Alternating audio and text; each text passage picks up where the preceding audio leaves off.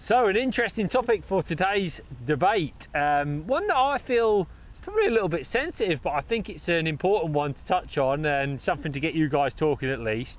And what prompted it for us was noticed on Facebook a fantastic gesture from Lindome Lakes that, you know, with attendances maybe a little bit lower at this time of year, and also I think the cost of living playing a big part for people, they've made day tickets for their open matches half price. So they've reduced it down to £5 a day ticket.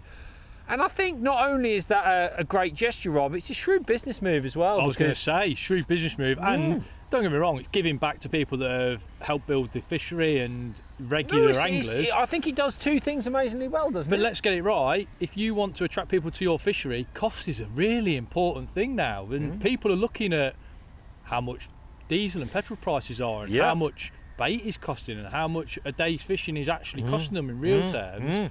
And they're analysing it and looking at it and thinking, do I go to the place that's going to charge me £10 a day ticket for the match, or do I go to the place that's going to charge me £5 a day, and potentially I could win? What's it going to do? Add another 30 or 40 quid to the winner's purse? I think actually what they were looking at doing was even having a compulsory £10 pool, so effectively you could enter the match for £15, which is a lot cheaper than a lot of matches these days. And of course, if they get double the numbers, they're back up to the same day tickets, and obviously pellets, the calf, everything that goes with being at a fishery, creating the energy there, the tackle shop. I think it's a great move, and fair play to Lindome for doing something a little bit outside the box, I think, which is obviously what they're well known for. So here's something for you then, Lee. Do you think fishing is outpricing a lot of people? Do you think fishing is getting a bit too much now? I'm not talking about just going out for a day's pleasure fishing. I'm talking about actually competing in a match. And I'll give you a few case studies in a minute, but I just want to get your opinion on whether you think match fishing is just becoming too expensive for the normal person to go and have a day's fishing. I think it's really hard to say, Rob, because I think when I look back to when I was very first started match fishing, which was with a club. You know, we were paying the day ticket, chucking a couple of quid in for pools. You know, and those of us who didn't have a lot of money at that time would maybe use some corn. Maggots were a bit of a luxury, I've got to be honest. It would be corn, it would be cheaper baits, just to try to enjoy the day. Now, when you start match fishing, there's almost a bit of a pressure on yourself, isn't there, to make sure that you've got all the baits, you've got the best floats and hooks you can use. It becomes a bit of an arms race, doesn't it? Yeah, it can. It's, you know, I mean, obviously there's, you know, if I was playing tennis, I'd want a good tennis racket, for example, but it is a tennis racket. It's not, well, because you're going to have a tennis racket and I'll have a tennis racket, but in fishing, obviously if you turn up with 3 pints of maggots and I go, I don't really want to spend a tenner on maggots, I'd rather just go with my pellets, I've not got that as a bait option. So I'm not going to say, I think disposable income is a really tough topic to discuss, and of course it's public knowledge at the moment that interest rates are up, people's costs are up, food costs more money. I was chatting the other day, Rob, this is a great example. Went out filming the other day, I thought, I'm going to treat myself, long drive, I'm going to have a coffee from a well-known coffee chain. I had a coffee, grabbed some breakfast, grabbed myself a lunch in the garage, and I was 30 quid down. And I was like, what has just happened to my day out? Now, obviously, that was usually, I'm a bit more organised than that. I'll have a coffee from home and what have you. And I think that match fishing maybe needs to have a little bit of a look at itself at times to decide where it needs to go, because I'm not all for limiting things, Rob, but, you know, bait limits came in place in World Championships, for example, because people were turning up with 5 kilos of bloodworm, and 5 kilos of bloodworm was £500. Yeah. So you couldn't. And the guys from Macedonia who have just travelled across Europe to Portugal, and that's cost them several £1,000s, don't want to add that extra cost on top of their week, do they? And that's just international fishing. I'm talking about the guys in France who just go fishing. They have the same bait limits, and I think there's something to be said maybe for that style of fishing some places. I'll tell you what, I've seen a big trend between, and I think there has now, that almost fishing has governed itself into this club slash open angler level that go and fish some midweek matches. It is okay. You might get a couple of really good anglers on the match, Brilliant but anglers, it'll be generally. I've used my local scene as an example. Up to 30 anglers fishing on a Wednesday or a Thursday. They go pellets and corn, meat, those sort of. I'm sort of saying those more economical baits. Travel no more than half an hour. No more than half an hour travel. Yeah. They go and fish for smaller pools. Yeah. The cost outlay for the day is probably 30 quid max. That includes 15, 20 quid pools, and winner gets 80 to 100 quid, something like that. The money's spread around. It's a nice, friendly day. They're not bothered about the money though. It's not about the money. It's about the enjoying your day, isn't it? I fished a match earlier in the year where they paid like 6 in a 15, yeah, 16 peg match. Yeah. I think 6th place walked away with 12 quid or something daft like that. Yeah. But that's what a lot of these guys want to do, because they just want to go out and have a day's fishing. They compete though, don't they? But they want that competitive element to it.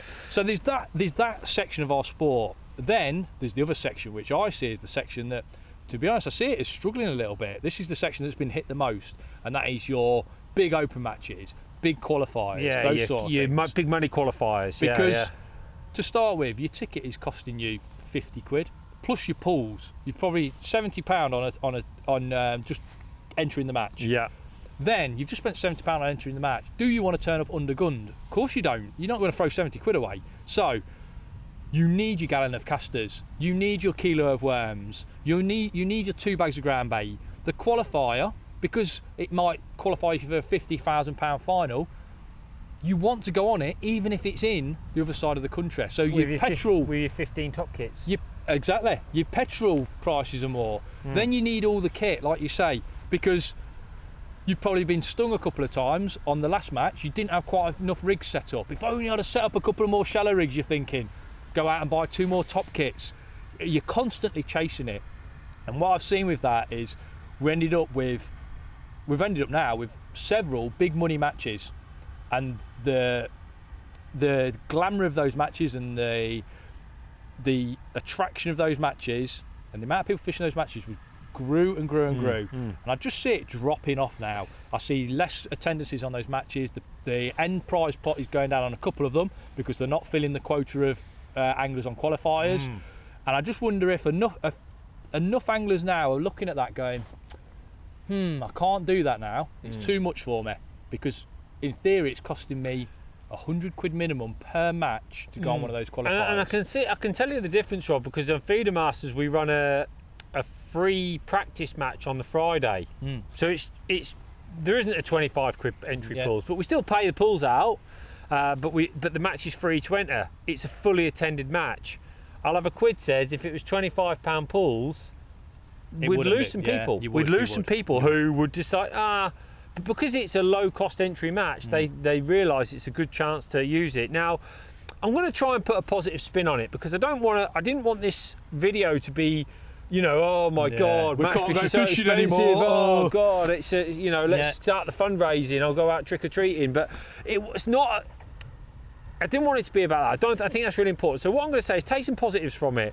I think that we live in a world now where the information for anglers is unbelievably available. So as a priority, do what you enjoy in your fishing, right? If you're a young angler, you should be looking to try and fish your local matches that are going to cost you a bit less money. If it means getting out on the bank more, they are the most important matches for you to fish. Get out on the bank as much as you can. Travel closer. Fish the matches that are competitive, and fish the matches that you can afford to make sure you can do it on a regular basis. At the elite level, by all means, push that dream, go on to push that dream. But I'm going to say, at the level where we're all chasing around the country, okay, if that's getting smaller, that's fine, but appreciate that that's what it is. It's the pinnacle of the sport, and we're going to have to make sure that, because I've heard it before, well, should we limit bait on Feeder Masters? I'm just giving you an example. I'm afraid we shouldn't, Rob, because you still need the highest level of pushing forward because that's where the evolution pushing comes. The boundaries all the time. Because that's where the development comes, and it gets filtered down. It's like Formula One. We can't enter Formula One tomorrow, but because the money they all inject into Formula One helps develop the hybrid engines of tomorrow. So I kind of like look at match fishing and think it's really important that match fishing has lots of levels. I'm going to say as well, Lee, you mentioned tennis as an example, or other sports. It's not just fishing, by the way. No, it's all sports, yes. It's everything that you do. So everything that you do has become expensive. And actually fishing, when you look at it, it's one of the cheaper things that you can do because you can actually win money back. If I was to go on a match tomorrow at a local fishery, like I say, there's going to be 30 people there.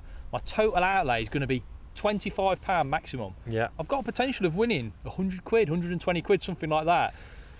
And I'm going to have a great day. Even if I don't win any money, I'm going to have a great day fishing. So for 25 quid, there's not a lot of things you can go and do for the whole day for 25 quid. As you say, when you go up and you're fishing the elite level, you're fishing qualifiers, you're chasing that dream, yeah, it's going to be different. But why shouldn't it be different? No, it probably needs to be different to distinguish it from that other level. Yeah, what that is looking for, and people know where they're at. I've got to say, by the way, it's not about angling ability, this isn't. No, it's irrelevant. There's some fantastic anglers fishing the open matches, those midweek opens. Brilliant.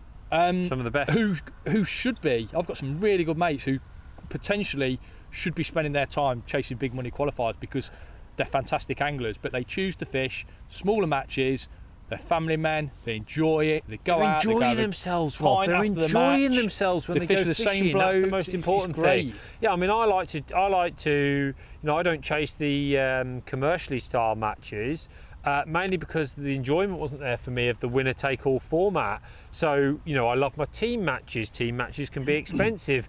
The choice is there for people within angling. So I'm going to say that, I'm not going to say that angling or anything's got a problem, but I'm going to say that it's great to see initiatives from Lindome Lakes. I'm sure things like that will catch on. Cost cutter style matches, bait limits. When we went to Whiteacres is a good example, Rob. The pools are low at Whiteacres.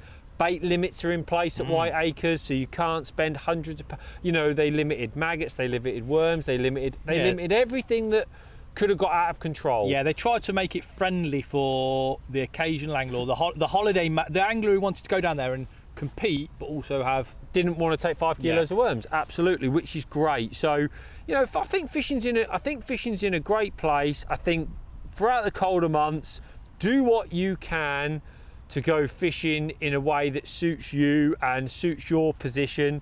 You know, one of my favourite ways of fishing of all time, Rob, is when I'm roach fishing with bread. We did a great video on that on the Town Welland. A quid's worth of bait. You took a quid's worth of bait and caught £30 of roach. Yeah, so fantastic. They are the sort of things that are still available to everybody, and it's each to their own, isn't it? I think we've got to mention that fishing, you shouldn't look at it as you need a return on your investment. That's not what fishing is about. And if you look at it like that, I think you're on a slippery slope. That's my personal opinion. I do agree with you. Because don't look at it as I've just outlaid 50 quid, I need that money back in some way. Look at it as I've paid £50 or whatever the figure is to go fishing, which is the thing I love doing, and I'm going to compete, and hopefully I'll do well at the end of it, and I'm going to try my best to do well. Don't forget the competitive element. We all want to compete, but don't try and look for a direct return on your investment all the time, because trust me, we've all been in this position. Unless you've got literally nothing going on in your life and you're living at home, or you're living rent-free somewhere and you're eating beans out of a can, you're not making any money from just going fishing. So it's about enjoying the money that you actually do spend rather than expecting a return on that investment. Great advice.